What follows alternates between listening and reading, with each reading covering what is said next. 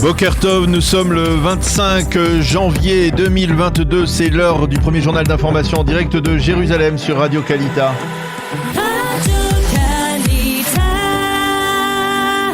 Et nous retrouvons à Jérusalem notre correspondant Daniel Haïk. Bonjour Daniel, Boker Tov. Et ce matin, une fois n'est pas coutume, on commence par les conditions climatiques en Israël et cette tempête Elfis qui s'approche du pays.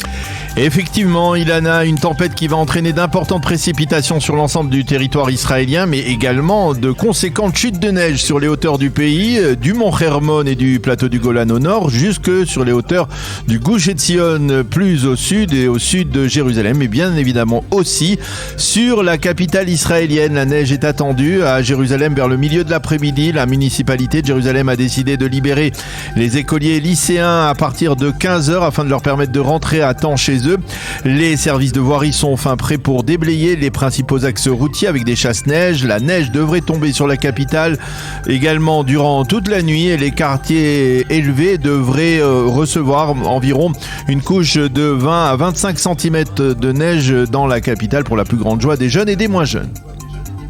Autre bonne nouvelle ce matin, le président de l'État d'Israël, Yitzhak Herzog, s'envolera dimanche pour une visite officielle à Abu Dhabi aux Émirats Arabes Unis. Oui, une visite à l'invitation personnelle du prince héritier Mohammed Ben Zayed. Durant cette visite de 2 jours, le président Herzog sera reçu par le prince héritier. Il rencontrera le chef de la diplomatie, Abdallah Ben Zayed, et rencontrera également les responsables de la communauté juive des Émirats qui se développe, il faut le souligner.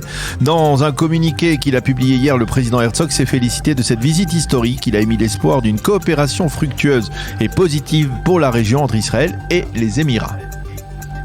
Et puis sur la scène politique intérieure, hier la Knesset a voté une nouvelle loi générale favorisant les mesures d'urgence pour lutter contre l'épidémie. Oui, c'est un changement important. Jusqu'à présent, la Knesset devait se contenter de valider les décisions prises par le cabinet Corona pour lutter contre le virus. Désormais, la loi permet au Parlement israélien d'accentuer son contrôle sur les décisions du gouvernement. Ainsi, cette loi ne permet plus au gouvernement de décider arbitrairement de l'instauration d'un état d'urgence exceptionnel. Elle contraint le gouvernement à réclamer auparavant le feu vert du Parlement.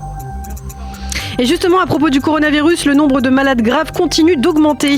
Oui, selon les dernières données, le nombre de malades graves est de 871, dont 184 personnes sous assistance respiratoire.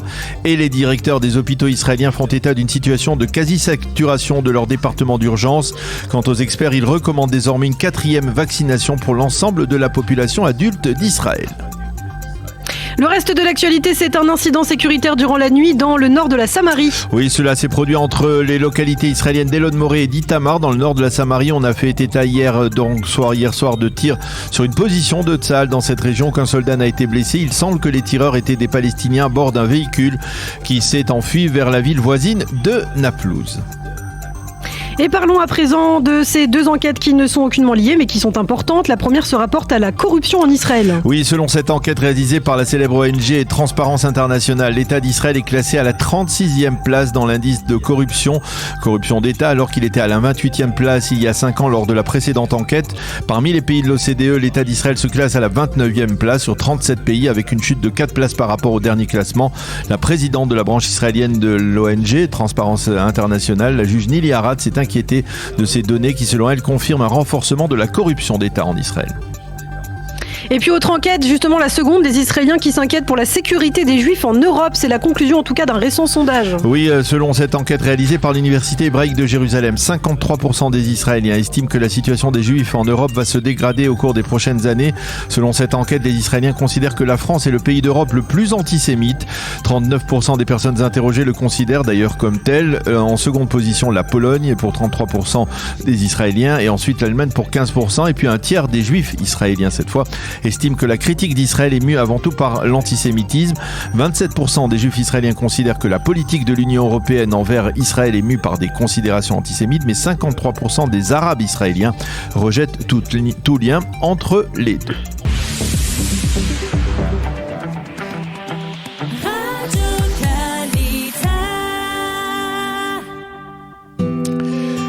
Une page météo pour compléter ce que nous avons déjà dit au début de ce journal d'information concernant la météo. On attend de pied ferme, vous le savez, vous le comprenez, la neige à Jérusalem, sur les hauteurs du Golan, de Galilée, sur les hauteurs de la Samarie également. Il pleuvra ailleurs abondamment sur le reste du territoire israélien.